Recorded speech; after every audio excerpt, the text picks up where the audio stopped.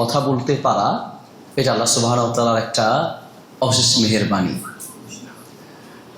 আমার একটা প্রতিষ্ঠান আছে, আপনারা জানেন, প্রতিবন্ধীদের জন্য, যারা কথা বলতে পারে না, যারা দেখতে পায় না, যারা শুনতে পায় না, তাদের জন্য। তো যারা কথা বলতে পারে না তাদের হাতের সাহায্যে শেখানো হয়, কিন্তু মনের ভাষা ব্যক্ত করার জন্য মুখে কথা বলতে পারা, এটা যে আল্লাহর কত বড় দয়া সেটা তারা বুঝে, বা তাদেরকে দেখলে বোঝা যায় যারা কথা বলতে পারে না। এই জন্য আল্লাহ সুবহানাহু ওয়া তাআলা সূরা রহমানে বলেছেন যে রহমান আল্লামাল কুরআন খালাকাল ইনসান আল্লামাহুল বায়ান। আল্লাহ তিনি বয়ান বা কথা বলা শিখিয়েছেন। মুসা আলাইহিস সালাম দোয়া করতেন, আর সেই দোয়াটা আমাদের মাঝে মাঝে পড়া উচিত। আমাদের কাছে অনেক গার্ডিয়ান এবং তোমাদের ছাত্র যারা আছো, তোমাদের মা বাবার অনেকেই বলে যে আমার ছেলেটাকে একটু বক্তব্য শিখান। আমরা যত কিছুই শিখাই তো দেখা যায় যে স্টেজে উঠে সব ভুলে যায়, অথবা বলতে চাইলেও তার মনের ভাষা একটা কিন্তু মুখে বের হয় আর একটা, এমনটাই হয়। পৃথিবীতে যত ঝগড়া, যত দ্বন্দ্ব, যত ফিতনা, সবগুলোর মূলে দেখা যাবে যে সবচেয়ে বেশি প্রভাব ফেলে আমাদের এই কথা, ভালো কথা বা খারাপ কথা। এই জন্য কথা বলা শিখতে হয়, এবং কথা যেন মানুষের বোধগম্য ভাষায় বলতে পারি, এই জন্য আল্লাহর কাছে দোয়া করতে হয়।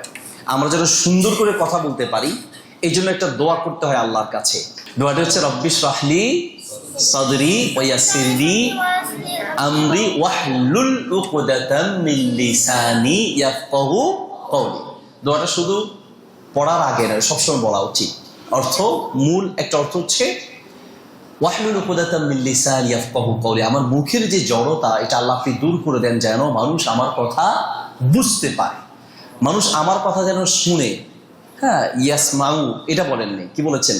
ওয়াহলুল উকদাতাম মিন লিসানি ইয়াফকাহু কওলি, ইয়াসমাউ কওলি বলেন না, ইয়াফকাহু মানে ফিক, মাল ফারকু বাইনাল ইলমি ওয়াল ফিকহি।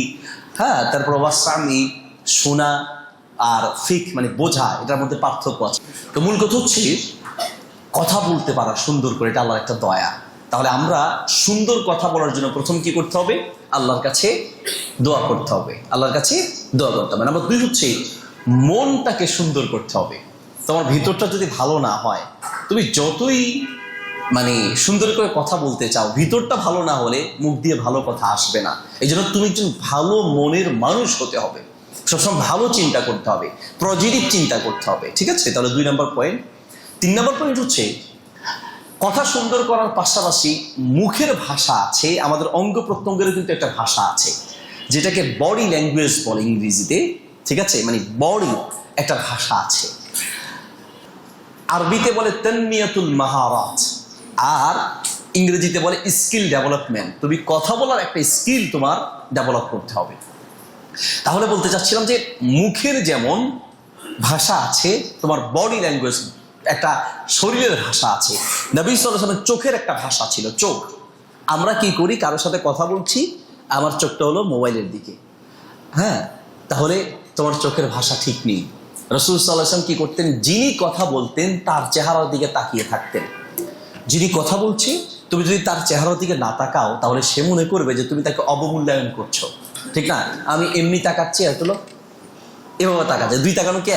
আমি তাকাচ্ছি, আবার এদিকে তাকালাম, আবার এদিকে তাকালাম, আরেকটা আমি তোমার দিকে খুব একাগ্র চিত্তে তাকিয়ে আছি। 2 তাকানোর মাঝে পার্থক্য আছে।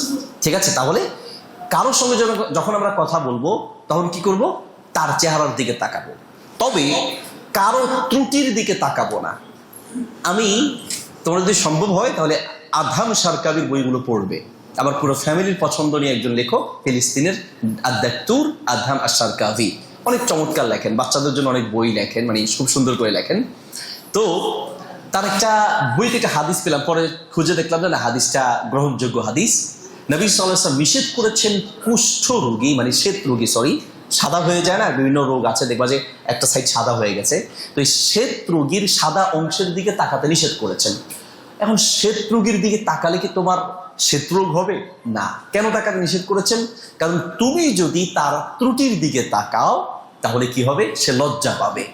আর সহিহ মুসলিমে হাদিস আছে, নবী সাল্লাল্লাহু আলাইহি ওয়াসাল্লাম বলেছেন কুল মুসলিমি আলাল মুসলিমি হারামুন দামুহু ওয়া মালুহু ওয়া ইরদুহু। কোন মুসলিমকে অপমান করা কিয়ামত পর্যন্ত হারাম।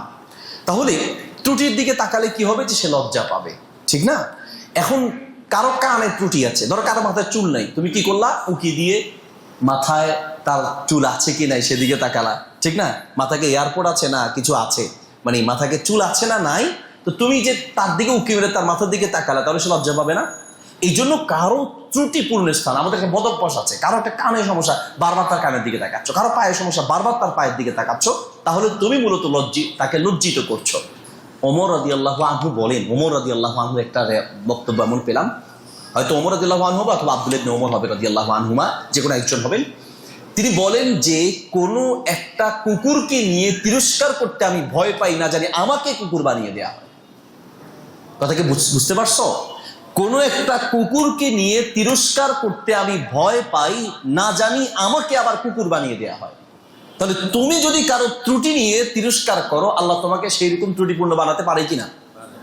পারে। খুব সাবধান থাকবা তোমরা। অনেক সময় এখন এটা ট্রেন্ড চলছে, নাম দিয়েছে ফান করছি, আমি একটু ফান করে বলছি, বাবা সব জায়গায় ফান চলে না।